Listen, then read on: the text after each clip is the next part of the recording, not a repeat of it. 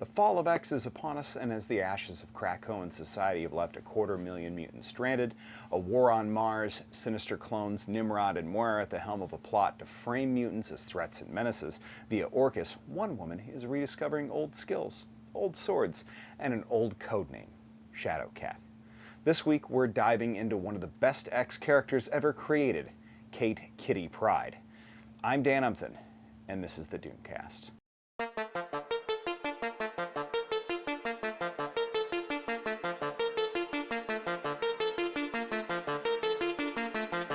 So first, do me a favor, hit subscribe and the bell. I make about one of these videos a week. They're all great, I promise, so please don't miss even one. Thanks in advance for the follow.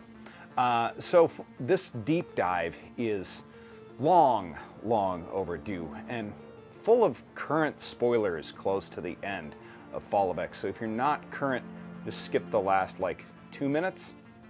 Anyway, this is my second favorite X person, with probably one of the best power sets ever created in comics, and pivotal to so many classic stories, including the events unfolding in the X-Men books right now. Kitty Pryde was co-created by Chris Claremont and John Byrne for Uncanny X-Men 129 in January 1980. Byrne named her for someone he purportedly knew in art school, and Claremont purportedly wrote her character after Louise Simonson and Walt Simonson's daughter, Julie. A precocious and clever 13-year-old from the Chicagoland area, Kitty, as she was then known, was a Jewish teenager who had just discovered her mutant powers. Both Xavier's X-Men and Emma Frost's Hellfire Club attempted to recruit her, but after bonding with Aurora in a fight with Hellfire's iconic blue soldiers, she joined the X-Men and became a member of the X-Men in Uncanny 139, codenamed Sprite, because she obeyed her thirst. Only a few issues later, her future self, Kate, traveled into her younger body to help the X-Men prevent the assassination of Robert Kelly, which would start a fascist, Sentinel-enforced anti-mutant holocaust in the now classic Days of Future Past. Now, Kitty toyed with other names like Ariel as well, and as she grew, and speaking of thirst, she became infatuated with Colossus in an on-again, off-again relationship that lasted until just before the Krakoan era, which is now certainly off. But a pivotal change occurred during her mentorship under Wolverine.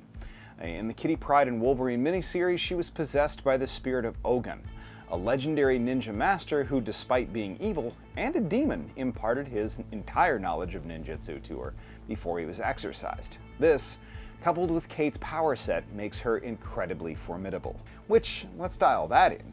Kate Pryde is able to make herself, or objects that she holds, intangible, and phase through other solid objects. When she phases through any type of technology or electronics, it disrupts and disables that equipment permanently. Because of this power and her newfound skills, she goes by the name Shadowcat. Her close friend and personal alien dragon Lockheed joined her while she was part of Excalibur, a mostly mutant British superhero team. But Kitty's power has also led her to some notably insane stories as well. For example, getting trapped in a giant bullet for 10 years. Joss Whedon, famous feminist, LOL, put your girl in a bullet fired from Breakworld at Earth. A bullet Kitty expected that she could phase into to disrupt because she thought it was a missile, but it wasn't. So she phased herself into the bullet and phased the bullet through the entire Earth and came out the other side, but was unable to escape, trapped in space, hurtling towards nothing. That's how Joss Whedon ended his Astonishing X-Men run, with her trapped in a bullet in space. Also, Joss isn't a name. He should have gotten canceled earlier. Anyway, Magneto literally figured out how to pull her back, after which her powers were borked and she offered to kill Sebastian Shaw for Emma Frost, but then was killed herself and came back to life with her powers intact. Shortly thereafter, she kind of fell for Bobby Drake during the Wolverine and the X-Men years, but then Bobby came out, nope, that's not happening anymore, so she ended up in space with the Guardians of the Galaxy. At the end of the Black Vortex arc, her and Peter Quill got engaged. Peter became the Emperor of the Spartax, so she takes on the mantle of Star-Lord herself, leading the Guardians with Venom, who was a Space Knight at the time. She returns to Earth and leads the X-Men for a time, tries and fails miserably to marry Colossus, and finally that brings us to the Krakoan era. I know, we're moving through this very quickly. Kate is the only mutant who can't use the Krakoan gates, which teleport people through. Everybody else can use them. She instead decides to set to the high seas and become a pirate, leading the Marauders as the Red Queen of the Hellfire Trading Company. She also dies again and then comes back but that's fine because that's what X-Men do all the time now. But at the most recent Hellfire Gala, Kate and everyone else who is able to resist Xavier's psychic command to go through the gates after Orcus and Nimrod crash the gala, destroys Krakoan's society. Kate discovers that now, after Orcus did what they did to the gates, even though nobody else can go through the gates, she is the only mutant who can.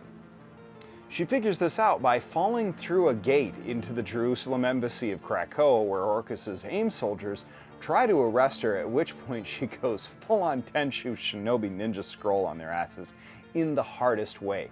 She phases grenades into two dudes' chests. She phases a gun into a dude's head and pulls the trigger. She phases a guy's whole AIM beehive suit just halfway into his body. So now she basically spends all of her current time in Batman Year One mode, sleeping during the day, and at night she's out whipping Orcus' ass, single-handedly after picking her swords back up in her old garb at the original X-Mansion, back to the name that we know and love her by, Shadowcat. In the movies, she was portrayed by Elliot Page in the Fox X-Men universe, and it's unknown if he'll reprise his role as Kate in the future. Kitty was also the main subject of the brief precursor to the X-Men animated series, Pryde of the X-Men. But there's also one part of her history that's not cool, and I think that she's the only character I can think of that said the N-word twice. Yeah, that word. Granted, she was once discussing bigotry with a black man who called her a mutie, but like, you're a Jewish mutant, Kitty. You still don't get a pass, even though you're being written by a middle-aged white dude. So no, you double don't get a pass. But I also don't put that on Kitty. I put that on Chris Claremont. That was a choice. Anyway, that's the history of Kitty Pryde. Shadowcat, Ariel, Sprite, Kate, Red Queen. You know her, you love her, and we all do. She's the best. Well, second best. She needs to watch her mouth. Thanks everybody for watching. We'll see you again next week.